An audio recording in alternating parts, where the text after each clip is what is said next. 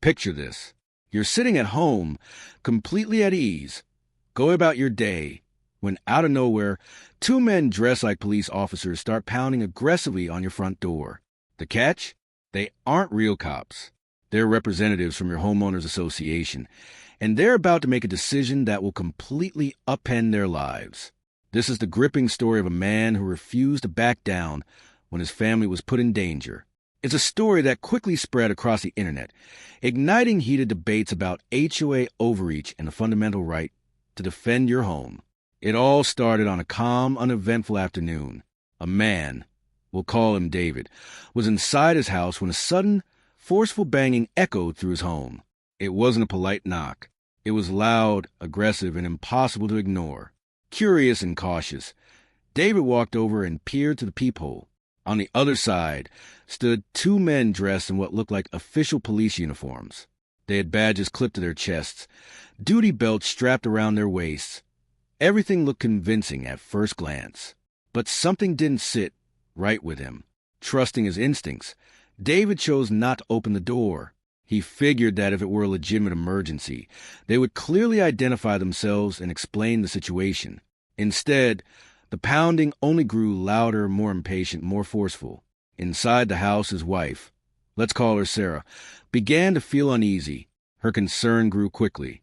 What if something serious was happening? A fire, an emergency alert, something urgent in the neighborhood? Despite David warning her to wait, Sarah decided to open the door just slightly, barely cracking it to see what was going on. But the moment she did, everything spiraled out of control. One of the men immediately shoved the door open and forced his way inside. His voice rose as he began shouting, claiming they were there to enforce a violation issued by the HOA. The reason? Their trash cans had been left visible from the street. A minor issue, something that normally would warrant nothing more than a notice or warning. But these men were acting as if they had the authority to storm into someone's home. Sarah stood there in disbelief. She tried to calmly explain that they were just about to bring the cans in, that it was a simple misunderstanding. But the men weren't interested in explanations. They were loud, aggressive, and completely unreasonable, ranting about rules and regulations as if they were above the law. Within seconds, the situation escalated beyond anything she could have imagined. As Sarah tried to push the door closed and stand her ground, one of the men suddenly lashed out. In a shocking act of aggression, he slapped her across the face. From another room, David heard it, the unmistakable sound of that slap. In that instant, everything changed.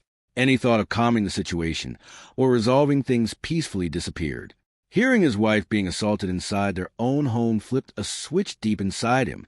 His instincts took over, protective, immediate, and unwavering. Without saying a word, David walked calmly to his bedroom. He opened his safe and retrieved his Smith & Wesson M&P pistol. He was a licensed gun owner, someone who respected the responsibility that came with it. He had never wanted to use it, never imagined he would be in a situation like this. But this was no longer a simple disagreement over HOA rules. This was a home invasion.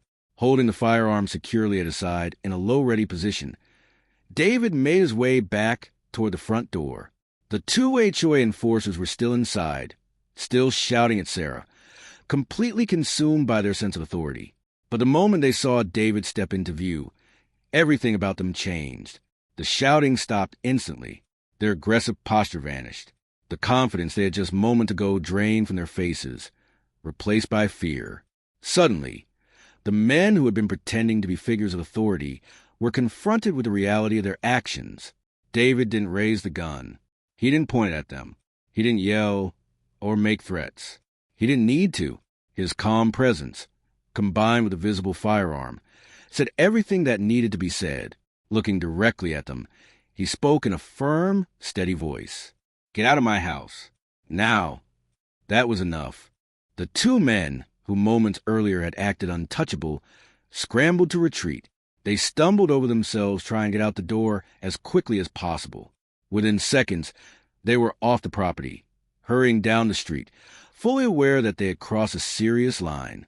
Once the immediate danger was gone, David didn't waste any time. He called the real police and reported everything, the impersonation, the forced entry, and the assault on his wife. When officers arrived, they took the situation extremely seriously. Pretending to be law enforcement is a felony offense, and when combined with trespassing and assault, it put those men in serious legal jeopardy. The officers reassured David that he had acted within his rights. Under the castle doctrine laws in his state, he was fully justified in defending his home and his family. He hadn't threatened anyone or escalated the situation. He had simply used the presence of his firearm to stop an active threat. But the story didn't end there. When word of the incident spread, the backlash was immediate and intense. Members of the community were outraged. The HOA board was flooded with complaints, angry calls, and emails demanding accountability. Residents were shocked to learn that their fees were funding individuals who would go as far as assaulting a homeowner. The two men were quickly fired from their positions and soon found themselves facing serious criminal charges. Their reckless abuse of power cost them everything: their jobs, their reputations, and potentially their freedom. Before long, the story went viral. It struck a nerve with people everywhere. It touched on issues that many feel strongly about: HOA overreach, personal rights, and the importance of protecting one's family. Across social media, many praised David as a hero. To them, he was someone who did exactly what needed to be done in a moment of real danger. He stayed calm, acted responsibly, and protected his loved ones without resorting to unnecessary violence. Of course, not everyone agreed entirely. The story also sparked debate. Some questioned whether a firearm was necessary in that situation. But many legal experts and commentators pointed out that David's response was a textbook example of responsible self-defense. He didn't seek conflict, and he didn't escalate it. He simply used the presence of his weapon to stop violence from continuing. The truth was clear. The aggressors were the fake officers. David was the one defending his home. This story stands as a powerful reminder of several important lessons. First, it highlights the importance of knowing your rights. Understanding laws like the Castle Doctrine can make all the difference in critical moments.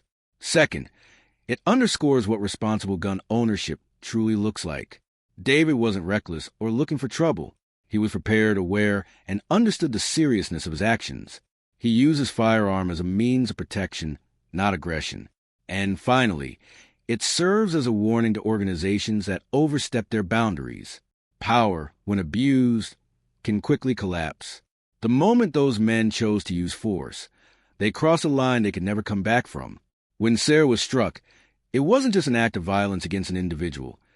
It was an attack on the safety and sanctity of a home. And in that moment, they learned a hard lesson. Some lines should never be crossed. David's quiet strength and controlled response sent a clear message. A person's home is their castle, and they have every right to defend it. So what do you think? Did David handle the situation the right way? How would you have reacted if you were in his place? Share your thoughts below. It's a powerful case with a lot to consider. And if you found this story engaging, don't forget to like, subscribe, and stay tuned for more stories like this. Stay safe.